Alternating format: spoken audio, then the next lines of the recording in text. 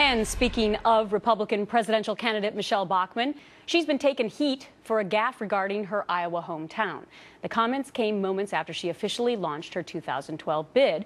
So while talking to our chief political correspondent, Carl Cameron, listen to what happened.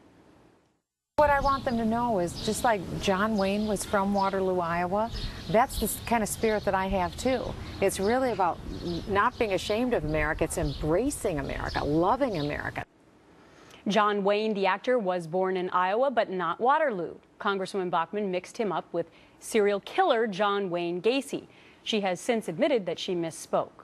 And it's not the first time that she's had a slip of the tongue recently. But do voters care about these kinds of gaffes, or do they care more about policies? Leslie Marshall is a syndicated radio talk show host, and she's also a Fox News contributor. Lars Larson is also a syndicated radio talk show host. Good to see both of you. Hi, Gretchen. All right, so Leslie, I'm going to give you a first crack at this. Do the voters really even give a darn about John Wayne Gacy or John Wayne? It really depends if they like Michelle Bachmann or not.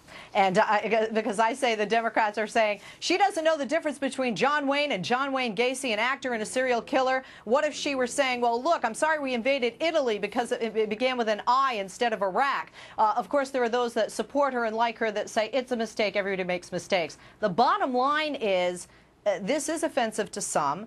And in addition to that, there have just been too many mistakes. And honestly, unfortunately, not enough voters care, left or right, about those mistakes. And yet, Lars, here is what is so irritating to me about the political landscape that we now find ourselves in, is that every single little thing that anyone ever says, and I'll get to it in a moment because I think it's more men or more women than men, but now all the interviews today for Michelle Bachmann, if you look at the transcripts, they were all about the gaffes and not one darn thing about her policies. And I think that that's a disservice to the American public.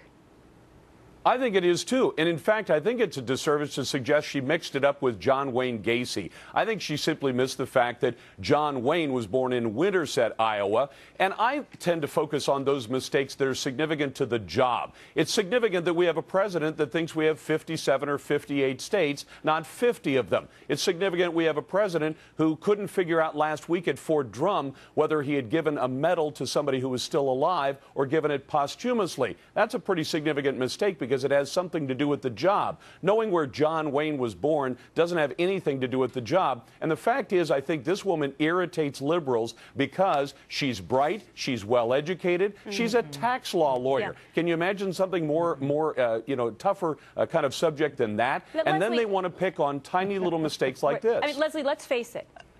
If the president sat down and did an interview after that Medal of Honor last week, they would not have spent, the mainstream media, the entire interview on that. They may have asked one question and then gone on to policies.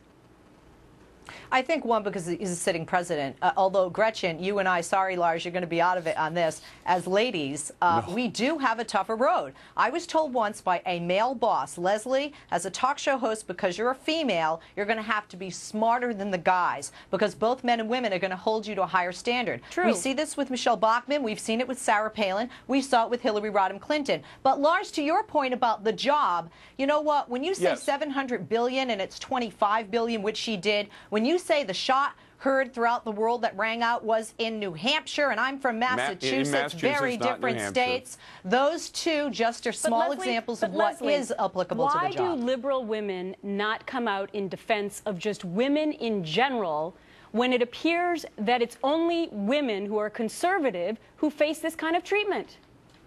Oh, please, Gretchen. Hillary Rodham Clinton did not face this kind of treatment from both left and right. Please answer the question, Leslie. It's a legitimate question. I am answering the question. I support women. I'm a feminist. I have come out defending Michelle Bachmann, for example, when people got on her for traveling to Washington, D.C. while her kids and her husband were back in her home state. I have defended Sarah Palin in the past. Please, I'm one of those on the left who is a feminist that has defended women. But I do think, left or right, male or female, you have to get your facts straight. And I know this from the mishaps in my own career. You have to have your facts straight, especially if you're running for president. You mean when the... Go Go ahead, Lars. Now, hold on. Leslie, how much time did you spend on the fact that the president, when he signed the guest book in England, didn't know what year it was? He was only off by 3 years. This is a guy who's seriously out of touch. I don't hear liberals do that, and I don't hear the liberal news media do it. This is an attack on people like Michelle Bachmann and people like Sarah Palin. They hate these two women, and they also see the potential in these two women to do great things, and so they go after them on picky little matters like where was John Wayne born? Right, and somebody just called Michelle Bachmann today, surprise, surprise, the day after she announces for president, Barbie with fangs. Would you agree with that depiction, Leslie? No. As a matter of fact, yesterday there was somebody on my show that called Mitt Romney Ken as a brunette. I mean, you know, these personal attacks come, unfortunately, the polls show they're effective. I think it's terrible. I wish that we were more educated voters. I wish we were nicer, less mean-spirited people. But people love the dissension, and people love to sling the mud. It's effective, unfortunately. Luckily, it's up to the voters to decide whether or not these little gaffes make any difference, or is it all about the policies and, by the way, the unemployment and the economy that we face right now. Leslie and Lars, great to see both of you. Thanks so much for your time. Gretchen, thanks. Gretchen.